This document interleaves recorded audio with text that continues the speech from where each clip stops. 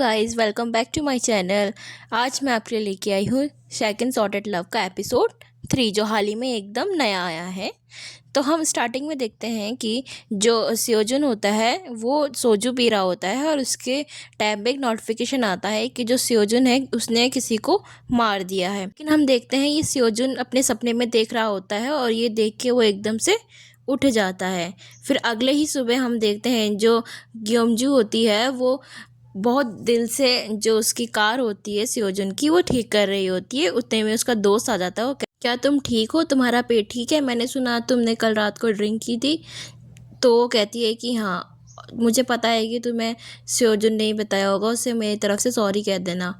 तो वो कहता है कि मेरे को लगा कि तुम दोनों के बीच में जो मिसेस अंडरस्टैंडिंग थी वो सॉल्व हो चुकी है। वो कहती है कि ऐसा हमारे बीच में कुछ भी नहीं हुआ है। अगले ही पल हम देखते हैं जो उसका दोस्त होता है वो सियोजुन के पास जाता है अपनी नकली बीमारी लेके कि जो मेरा नेक है उसमें दर्द हो रहा है बहुत ज़्यादा। तो सियोजुन उसको वो समझ जाता है कि वो बहाना कर रहा है। तो वो कहता है कि देखो, मैं नकली पेशेंट को यहाँ नहीं देखता हूँ, तुम मुझे बताओ तुम यहाँ क्यों आए हो। तो वो कहता है देखो, मैं तुम्हारे बीच और ग्योमजू के बीच सब ठीक करना चाहता हूँ। वो कहता है कि ग्योमजू तुम्हारी कार ठीक करने में बहुत ही ज़्यादा मेहनत कर रही है, मुझे पता है, क्योंकि तुम्हारे कार के पार्ट के ऐसे कुछ हिस्से हैं जो मुझे बहुत मुश्किल से मिल रहे थे, लेकिन ग्योमजू ने रातों रात उसको ढूंढ लिया और वो बहुत ज़्यादा मेहनत कर रही है तुम्हारी कार ठीक करने में। उसको बहुत गिल्टी फील हो रहा है कि उसने तुम्हारे साथ ऐसा किया। मुझे लगता है कि तुम दोनों को आपस में एक बार बात कर लेनी चाहिए।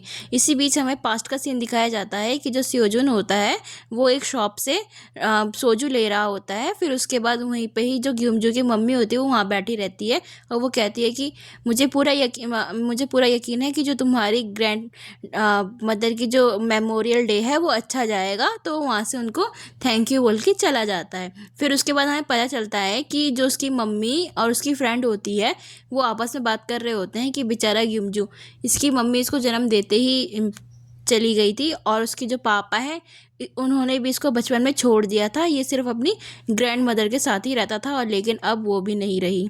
जैसे ही सियोजुन वहाँ पे जा रहा होता है फिर वो देखता है कि वहाँ पे ग्योमजू खड़ी है। ग्योमजू कहती है, ओ तुम आ गए, मैंने यहाँ पे सब कुछ तैयारी कर दी है। तो वो कहती है, क्या तुम सोजू लेके आए हो? तुम्हें पता है ना कि ग्रैंड मदर को सोजू नहीं राइस वाइन वाटर अच्छा लगता था। तो वो बोलती है, देखो मैं राइस वाइन वाटर लेके आई हूँ। फिर वो कहती है कि देखिए ग्रैंड मदर, आपका जो ग्रैंड सन है वो आपके लिए राइस वाइन वाटर लेके आया है। तो उसी बीच वहाँ पे स्नो होने लग जाती है और वो दोनों स्नो देख के खुश हो जाते हैं। फिर हमें दिखाया जाता है कि कहानी प्रेजेंट में जा चुकी है और सियोजुन जो है वहाँ से जा रहा होता है। उसी बीच वहाँ पे उसको ग्योमजू दिखाई देती है और वो दोनों एक दूसरे को देख रहे होते हैं। फिर वो दोनों एक दूसरे से बात करते हैं कि ग्योमजू से कहती है कि मुझे तुमसे माफ़ी मांगनी थी, लेकिन जो तुम सोच रहे हो कि मैं सियोल कल ड्रिंक करने गई थी, तो ऐसा बिल्कुल भी नहीं है।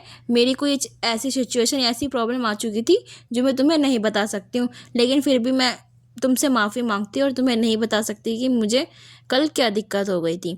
तो वो कहता है कि ठीक है, मैं तुम पे यकीन करता हूँ। फिर वो कहती है ठीक है, तो तुम मुझे बता सकते हो कि तुमने सियोल छोड़ के यहाँ पे क्यों रह रहे हो और तुमने अचानक से ड्रिंक क्यों छोड़ दी है।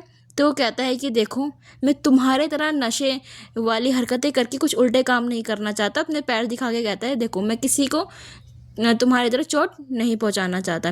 वो कहता है कि तुम्हें एक अल्कोहलिज्म टेस्ट ले लेना चाहिए। तो वो कहता है, क्या अल्कोहलिज्म टेस्ट?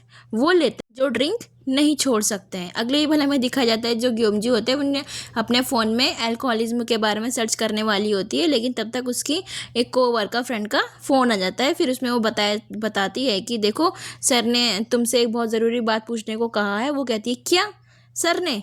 आज कैसे मुझे मेरी याद आ गई उसे? देखो, मैं उसे कुछ भी नहीं बताना चाहती हूँ, उसको ये जाके कह दो। तो वो कहती है ठीक है। फिर वो कहती है अच्छा ठीक है, चलो कम से कम मैं उसको नहीं बताऊँगी, लेकिन फिर भी मुझे एक बार बता तो दो कि वो पूछना क्या चाहता है मुझसे। तो वो कहती है कि देखो, जैसी ये बोलने वाली होती है वो कहती है, देखो मैं कार के बारे में, कार के पार्ट्स के बारे में कैसे ठीक करना है मैं कुछ नहीं बताऊंगी। वो कहती है देखो, जो तुम सोच रही हो ऐसा बिल्कुल भी नहीं है।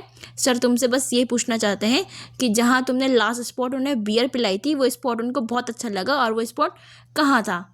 तो ये बात सुन के वो चुप हो जाती है। फिर कहती है अच्छा तुम मुझे बताओ कि क्या तुम्हारा ठीक चल रहा है? मेरे रिप्लेसमेंट के बाद क्या वहाँ पे सब सही चल रहा है? वो कहती तुम्हारे रिप्लेसमेंट के बाद यहाँ पर बहुत अच्छा चल रहा है। तुम क्या सोचती हो कि तुम्हारे रिप्लेसमेंट के बाद हम यहाँ पे दुखी होंगे? तुम तो अपनी वेकेशन मारने गई हो ना, अपनी वेकेशन बनाओ। तो इतना बोल के वो फ़ोन काट देती है। फिर हमें दिखाया जाता है जो इनका दोस्त होता है वो एक्सरसाइज कर रहा होता है, जो टाइकोंडो सिखाता है। तो हमें ग्योमजू की बड़ी बहन दिखाई जाती है जो अपनी फ्रेंड के साथ वहाँ बैठी होती है, और उसकी फ्रेंड जो है वो उसके ग्योमजू के फ्रेंड को देख रही होती है। वो कहती है कि देखो ये एक्सरसाइज करते हुए कितना अच्छा लग रहा है। तो उस ग्योमजू की बड़ी बहन कहती है कि हाँ मुझे ये चाहिए। उसकी फ्रेंड कहती है क्या तुम पागल हो गई हो क्या? हाँ मुझे लगता है कि मैंने इतने दिनों से ड्रिंक नहीं की है, मैं पागल हो चुकी हूँ। फिर उसकी फ्रेंड ध्यान से देखती है, फिर वो देखती है कि ओ ये तो ड्रिंक की बात कर रही है। उस उन्हीं के आगे एक जहाँ पे अल्कोहल मिलती है उसका ट्रक रहता है, तो वो उसको देख रही होती है। तो उतने में ही ग्योमजू का फ्रेंड आ जाता है और कहता है आप दोनों हंस क्यों रहे हो? तो उसके फ्रेंड बताते हैं ये पागल हो चुकी है बिना ड्रिंक किए हुए। तो वहाँ से चली जाती है। तो उसका जो ग्योमजू का फ्रेंड होता है वो कहता है कि आपको टाइकोंडो सीख लेना चाहिए, क्या पता वो आपको रिंग छोड़ने में कुछ मदद करे। लेकिन उसकी बहन कहती है कि नहीं, मैं अपने बच्चों का ही फीस ठीक से नहीं दे पा रही हूँ तो अपना कैसे दूंगी। तो उसका दोस्त सोचता है, फिर उसके बाद देखता है कि उस ट्रक में लिखा रहता है कि 2 के साथ आपको 1 बोतल अल्कोहल की फ्री मिलेगी। तो वो वहीं से बोलता है कि आपके 2 बच्चे हैं ना, तो आप फ्री हो, यानी कि आप अपने 2 बच्चों के साथ एक इंसान फ्री हो। तो वो अगले ही पल मान जाती है। फिर उसके बाद हमें दिखाया जाता है कि जो उसकी ग्योमजू की बड़ी बहन होती है वो टाइकोंडो की ड्रेस पहन के जैसे ही क्लास में एंटर होती है, तो जो उसका ग्योमजू का फ्रेंड होता है उसको देखते ही रह जाता है। फिर हमें स्योजन को दिखाया जाता है जो अपने पेशेंट को चेक कर रहा होता है। उसकी पेशेंट कहती है कि मेरी एक ग्रैंड डॉटर है, वो बहुत ही सुंदर है, प्लीज़ उसे शादी कर लो। लेकिन स्योजन कहता है कि हाँ मैं सोचूंगा। फिर तब नर्स कहती है कि डॉक्टर लंच का टाइम हो गया है। फिर जो स्योजन होता है वो जो को जाते हुए देखता है। फिर ग्योमजू हमें नदी के पास दिखती है जो खुद से बात कर रही होती है कि भला स्योजन यहाँ पे सियोल छोड़ के क्या कर रहा होगा। उतने में ही स्योजन वहाँ से आता है, कहता है कि तुम यहाँ क्या क्या क्या कर रही हो? तो कहती है कुछ नहीं, मैं बस यहाँ पे ताज़ी हवा खाने आ रखी हूँ। तो जैसे ही वो आगे बढ़ती है तो वो गिरने लगती है, तो स्योजन उसको पकड़ लेता है। फिर स्योजन अपना थोड़ा सा पास्ट याद करने लगता है कि इसी तरह उसने पास्ट में भी एक बार ग्योमजू को गिरने से बचाया था जब वो अल्कोहल में बहुत ख़तरनाक तरीके से नशे में थी। फिर उसके बाद सीन पास्ट प्रेजेंट में आता है जिसमें दिखाया जाता है जो उसकी नर्स होती है स्योजन की, वो अभी भी ग्योमजू को कहती है देखो मैंने तुम्हें पहले भी वार्निंग दी थी कि डॉक्टर से दूर रहो, उस पर फ्लर्ट मत करो। तुम्हें पता है ना मैं मार्शल आर्ट्स में माहिर हूँ, मैं तुम्हारे साथ कुछ भी कर सकती हूँ। तो इतना बोल के वहाँ से चली जाती है। फिर हम देखते हैं कि जो ग्योमजू की बड़ी बहन और उसका दोस्त होता है वो दोनों की दोनों घर जा रहे होते हैं। फिर उसके बाद जो उसका दोस्त होता है वो ग्योमजू की बड़ी बहन से कहता है कि मुझे लगता है कि आपने आज थोड़ा अच्छा काम किया है, आपका माइंड बिना ड्रिंक किए फ्रेश फील कर रहा होगा ना। कहती है कि हाँ। जैसे वो हाँ कह रही होती है तो बाहर देखते हैं कि जो 2 कपल हैं वो दोनों के दोनों ड्रिंक कर रहे होते हैं। वो दोनों की दोनों उन दोनों को देख रहे होते हैं। तो उसकी जो बड़ी बहन होती है वो ड्रिंक को देख रही होती है और इसके मुंह पे ड्रिंक को देख के पानी आ रहा होता है। लेकिन जो ग्योमजू का दोस्त होता है वो उन दोनों को देख रहा होता है और सोचता है कि मुझे भी ग्योमजू की बड़ी बहन को डेट करना है। लेकिन ग्योमजू की बड़ी बहन कहती है कि मुझे भी ड्रिंक करनी है। वो दोनों कहते हैं मुझे डेट करना है, वो कहती है मुझे ड्रिंक करना है। वो दोनों ये बातें अपने दिमाग में सोचते सोचते वहाँ से चले जाते हैं। फिर हमें दिखाया जाता है जो हान ग्यूम जो है बेचारी बहुत मेहनत से स्योजन की कार ठीक कर रही होती है। उतने में उसके फ़ोन में एक नोटिफिकेशन आता है कि जो आपके 3.50 मिलियन वॉन थे वो वापस आ चुके हैं। तो वो उनको कॉल करती है कि 3.50 मिलियन वॉन ये किस चीज़ के हैं। तो वो कहती है कि जो आपने वेडिंग बुक हॉल किया था वो उसके पैसे हैं, हम आपको वापस कर रहे हैं। तो वो पैसे देख के पागल हो जाती है। थोड़ी देर तो सोचती है मैं इस पैसों को क्या करूँ। तो वो पागलों की तरह थोड़ी देर नाचने लगती है। हमें यहाँ दिखाया जाता है जो स्योजन होता है वो फिर अल्कोहल के बारे में स्पीच दे रहा होता है। और फिर शिफ्ट होके ये सीन ग्योमजू पे आता है। जो उसके पापा उसकी बड़ी बहन वो तीनों एक साथ घर आते हैं। लेकिन उनकी मम्मी उन तीनों को स्मेल करती है, ओ आज तुम तीनों ने ड्रिंक नहीं की है, तो वो खुश हो जाती है। फिर अगले दिन हमें सुबह दिखाया जाता है कि ग्योमजू की मम्मी उन तीनों से कह रही होती है मुझे बहुत ही अच्छा लगा कल रात को कि तुम तीनों के तीनों ने कुछ भी ड्रिंक नहीं की और तुमने मेरी बात मानी। तो उनके जाने के बाद वो तीनों की तीनों बोलते हैं कि अच्छा वो हम पकड़े नहीं गए। हमें रात का सीन दिखाया जाता है कि ग्योमजू अपने पापा को फ़ोन करके बोलते हैं कि पापा बताओ आपको क्या खाना है। उसके पापा कहते हैं कि ग्योमजू आई एम सॉरी, मैं एक अच्छा डैड नहीं बन पाया हूँ। तो अगले ही पल हमें दिखाया जाता है उसके डैड के साथ साथ जो उसकी बड़ी बहन होती है और ग्योमजू, वो तीनों के तीनों साथ में रहते हैं। और उसका पापा बताता है कि मैं अपने कल स्कूल रियूनियन में गया था और मुझे पता चला कि जिस आदमी ने मेरे को स्कैम किया था वो एक फ़ॉरेन में रह रहा है और उसके जो बच्चे हैं वो फ़ॉरेन में पढ़ाई कर रहे हैं। आज अगर मैं उसकी जगह होता तो तुम दोनों भी बाहर पढ़ाई कर रहे होते। अगर मैंने वो उस दिन ड्रिंक करके वो मेरे साथ ऐसा स्कैम ना करता तो आज उसकी जगह हम सब वहाँ पर होते।